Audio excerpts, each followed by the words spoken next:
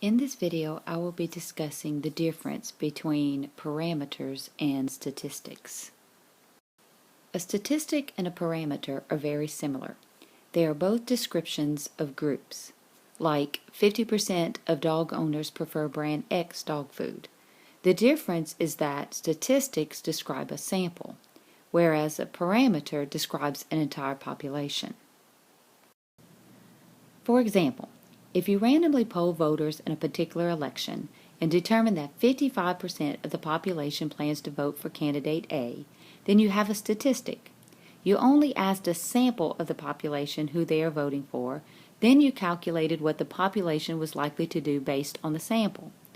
Alternatively, if you ask a class of third graders who likes vanilla ice cream, and 90% of them raise their hands, then you have a parameter.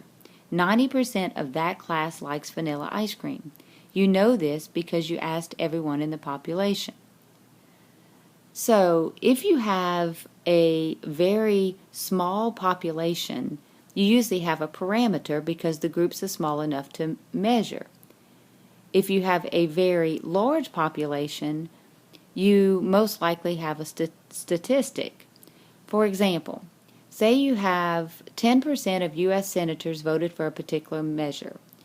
Well, there are only 100 U.S. senators, so you can count what every single one of them voted, so that would be a parameter.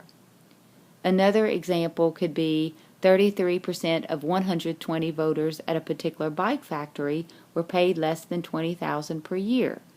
You have the payroll data for all the workers, so therefore that would be a parameter. Now, if you have a very large population, such as 60% of U.S. residents agree with the latest health care proposal, it's not possible to actually ask hundreds of millions of people whether they agree.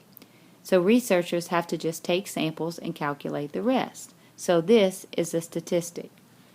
Another example could be 45% of Jacksonville, Florida residents report that they've been to at least one Jaguars game. It's very doubtful that anyone polled in excess of 1 million people for this data. They took a sample, so they have a statistic. So if in doubt, think about the time and cost involved in surveying an entire population.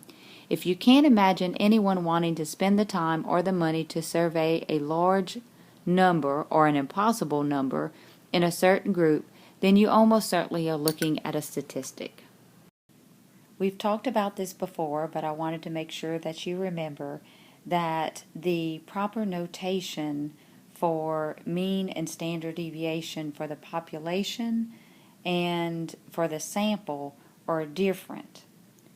All right, so remember that, the population mean and the standard deviation symbols are here.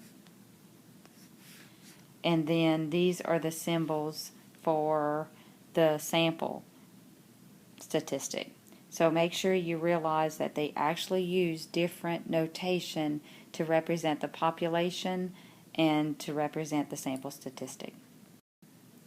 So remember, parameters describe a population, statistics describe a sample, and then we use statistics to estimate the unknown parameters.